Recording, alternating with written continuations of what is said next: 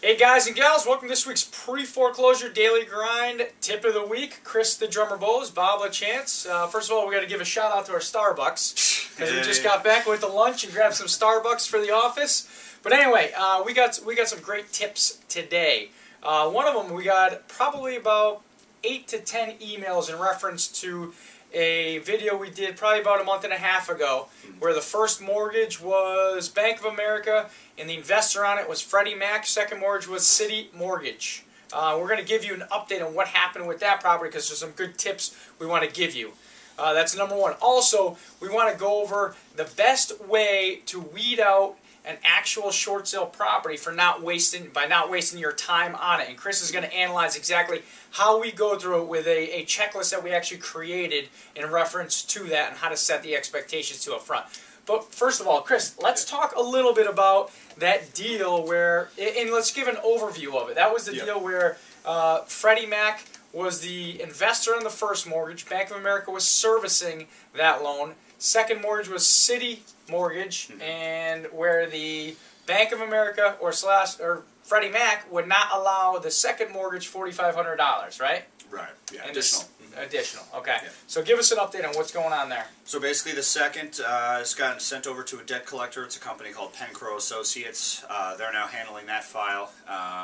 This is your classic example, and the type of process that we all laugh at. You know, that the bank's stubbornness has brought them to the point where they've sacrificed about 70 grand that they could have had on this property. So what's the history? Where do you get the 70 grand from? Well, we started off, the offer we have right now is the third offer. First one was 283.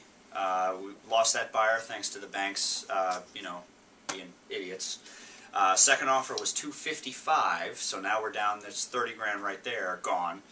And again, Freddie Mac, just being difficult, wouldn't allow additional funds to the second, and in a trade-off for about 30 grand, would not allow $1,500 extra dollars. Yeah, so we're just looking, second mortgage just wanted $1,500 extra dollars, even though they are in a junior position. So you understand, but Freddie Mac being stubborn, they lost, taxpayers another 30 grand because they wouldn't allow $1,500. Makes you wonder who the brain trust is running that show. Yeah.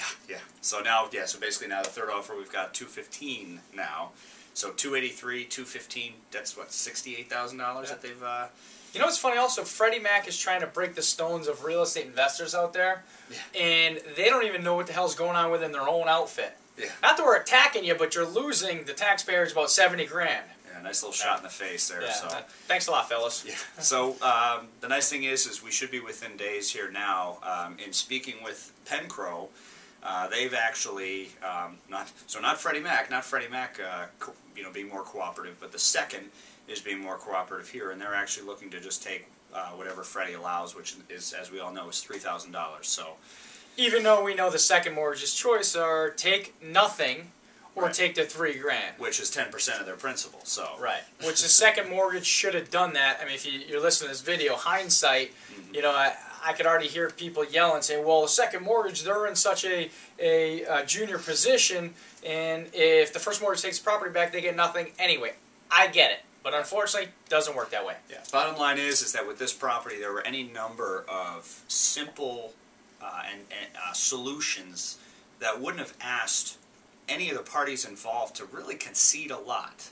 Yeah. However, $1,500 extra. Sellers should have come out of pocket with it, even though they didn't have any money. They should have found it. Or $1,500 less. Second mortgage just says I'll take $3 grand instead of 45. Right. Any number of or attorneys could have chipped in, agents, so on and so forth. There's a bunch of different ways. So, so that's where we're at. But now after all this, good to persevere because it looks like the second is going to take the 3, which will get us approval at the first. And this buyer, they're being patient, which is nice. So good takeaways anyway. Don't quit again on any files you're working on because there's a pot at the end of that rainbow. Yeah.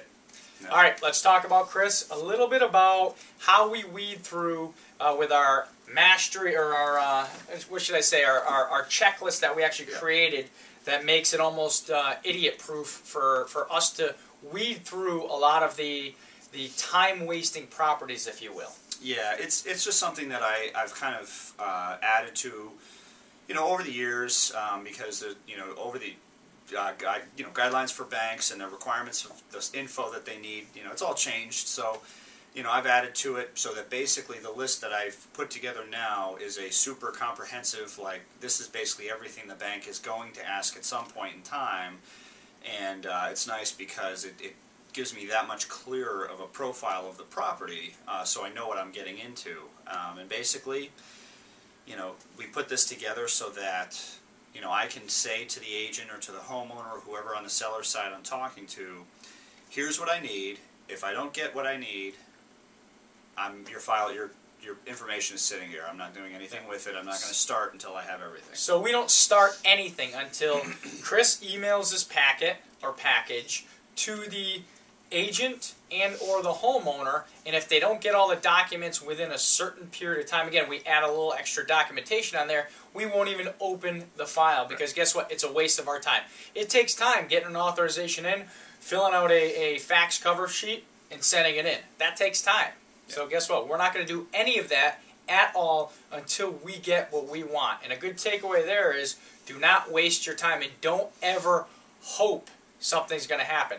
Pre-screen them up front. Yeah, and that's really what it is. Again, it's pre-screening them, because we know, we can tell obviously the people we're going to be able to rely on. I mean, and that's the nature of a short sales. You have to be able to rely on each other. We're all a team working towards the goal of getting this done, and you need to be able to rely on everybody. And when I send off a checklist of needed items for a short sale, and I either A, don't hear back from anybody for 3 weeks, or B, get incomplete stuff, or C, don't get anything back, I mean, right there it tells me I'm not going to be able to rely on these people. So, and you got to set expectations again up front, which we do a great job. Chris does a great job at doing that. So, anything you want to add, Chris? I mean, anyway, for everyone who's emailed us the last month and a half asking about that deal, that's what happened with that deal. Also, what's going on with Freddie Mac, taking our money, blah blah blah. We got a bunch of stuff, but anyway.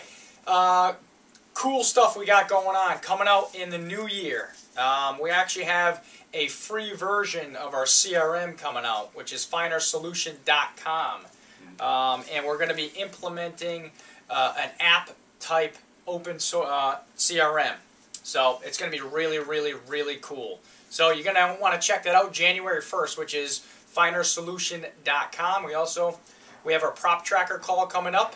So anyway, Chris, I think that's it. Good things. That's good stuff. And happy holidays to everybody. Anyway, Chris the Drummer Bowes, Bob LaChance getting back to this week's pre-foreclosure tip of the week.